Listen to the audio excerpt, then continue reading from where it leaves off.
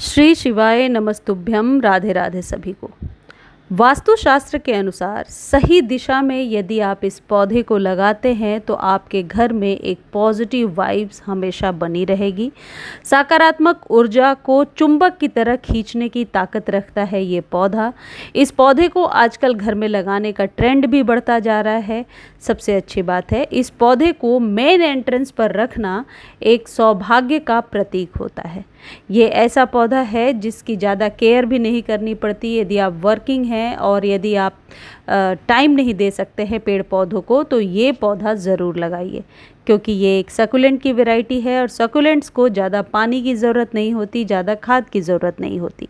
ये पौधे जब एक बार आपके घर आते हैं, ये आपके घर से कहीं नहीं जाते। और सबसे अच्छी बात है, इस पौधे को आप अपने ऑफिस टेबल पे, आप बच्चों के स्टडी टेबल पे, अपने मेन एंट्रेंस पर और टेरेस पर या बालकनी में बहुत आसानी से लगा सकते हैं। आज के वीडियो में मैं आपको ये भी बताऊंगी कि इस पौधे को किस जगह पे बिल्कुल भी नहीं रखना है। उस जगह पे रखने से नकारात्मक ऊर्जा उत्पन्न होती है, इसलिए इस पौधे को हमेशा सही दिशा में लगाने की कोशिश करनी चाहिए। गलत दिशा में लगाया हुआ कोई भी पौधा उतना फल नहीं देता जिस चीज़ को ध्यान में रख करके आप उस पौधे को लगाते हैं। वैसे पेड़ पौधे को घर में ज़रूर स्थान देना चाहिए।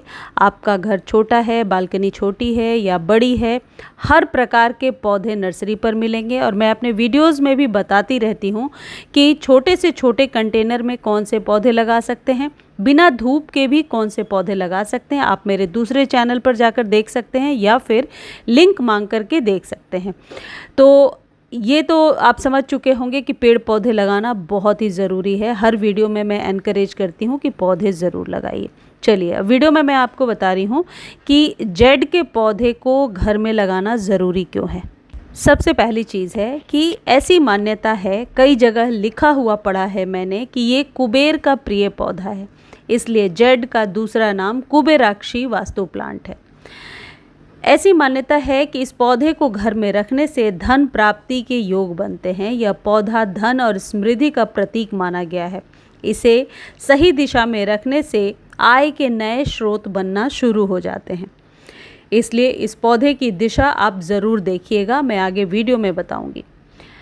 दूसरी जो सबसे ज़रूरी चीज़ है, इम्पॉर्टेंट आप कह सकते हैं चीज़ जो इससे जुड़ी हुई है, और ये जो भी बातें मैं आपको बता रही हूँ ये कहीं से पढ़कर हासिल करके बता रही हूँ। ये बातें मेरे द्वारा मन गढ़ंत नहीं है। आप जाइए, सर्च कीजिए, एक एक बात सही निकलेगी।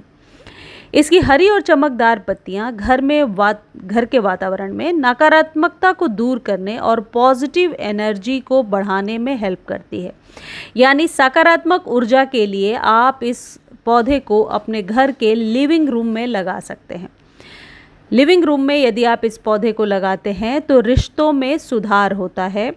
फेंगशुई और वास्तु के अनुसार यह घर के सदस्यों के बीच तालमेल और आपसी प्रेम को मजबूत करता है, इसलिए इस पौधे को लिविंग रूम में ज़रूर लगाइए। लेकिन कहाँ पर नहीं लगाना है ये बात भी सुन लीजिए। बेडरूम में कभी भी इस पौधे को नहीं लगाना चाहिए। बेडरूम में यदि आप इस पौधे को लगाते हैं तो एक प्रकार की नेगेटिव एनर्जी प्रोड्यूस होती है, जिससे कि आपसी तालमेल तो दूर, मन में चिड़चिड़ाहट और मानसिक अशांति हमेशा बनी रहेगी। इसलिए बेडरूम में अवॉइड करें इसे लगाना। इस पौधे के लिए सबसे जो अच्छी जगह है जहाँ पर कि लगाना प्रेफर करते हैं लोग, वो है मुख्य द्वार पर, यानी कि मेन एंट्रेंस पर। इसे घर के मुख्य दरवाजे के पास दाईं ओर रखना बहुत ही शुभ माना जाता है। अब कई लोग क्वेश्चन करते हैं कि दाईं ओर निकलते टाइम या अंदर प्रवेश करते समय, जब आप घर से बाहर निकल रहे हैं, आपके राइट हैंड साइड में ये पौधा आप रख सकते हैं। यदि आपके राइट हैंड साइड में जगह नहीं है तो आप ऐसे किसी जगह पे रखिए जहाँ धूप आती हो और पौधा स्वस्थ रहे। पौधे की पत्तियाँ जो हैं वो मुरझाई हुई सी या पीली ना दिखें। यदि सही डायरेक्शन में आप नहीं भी रख पा रहे हैं तो किसी भी पौधे को यदि आप स्वस्थ रखते हैं तो वो हमेशा पॉजिटिव एनर्जी को ही देती है। दूसरा जो मुख्य स्थान है जहाँ आप इसे रख सकते हैं वो है बच्चों के स्टडी टेबल पे। ये छोटा सा कंटेनर यदि बच्चों के स्टडी टेबल पे आप रखते हैं तो इससे कंसंट्रेशन बढ़ती है। तीसरी जो इम्पॉर्टेंट जगह है जहाँ इस पौधे को आसानी से रखा जा सकता है वो है अपने ऑफिस के डेस्क पर या ऑफिस टेबल पे इस पौधे को आसानी से रख सकते हैं। बहुत ही क्विकली मैं इसकी केयर बता देती हूँ। इसके लिए बड़े कंटेनर का चुनाव ना करें। इसके लिए धूप ज़रूरी है। यदि आप 2 पौधे रखते हैं, यानी कि मेन एंट्रेंस या स्टडी टेबल पे धूप नहीं आती, तो 2 पौधे रखिए। 2-3 दिनों पर एक्सचेंज करते रहिए। पानी कम दीजिए क्योंकि ये सकुलेंट की वैरायटी है, ज़्यादा पानी से ये गलने लगता है। इसकी ऊपर की पत्तियों को इस तरीके से पकड़ करके यदि आप पिंच करते हैं तो पौधा घना होता है और इसकी 1 से 2 इंच की कटिंग अभी बरसातों में बहुत आसानी से लग जाएगी। सिर्फ दिसंबर जनवरी में जब ठंड ज़्यादा हो तो इस पौधे को लगाना मुश्किल है, बाकी पूरे साल आप इस पौधे को कटिंग के द्वारा ग्रो कर सकते हैं। चलिए अब मैं आपको बताती हूँ इसको लगाने की सही दिशा।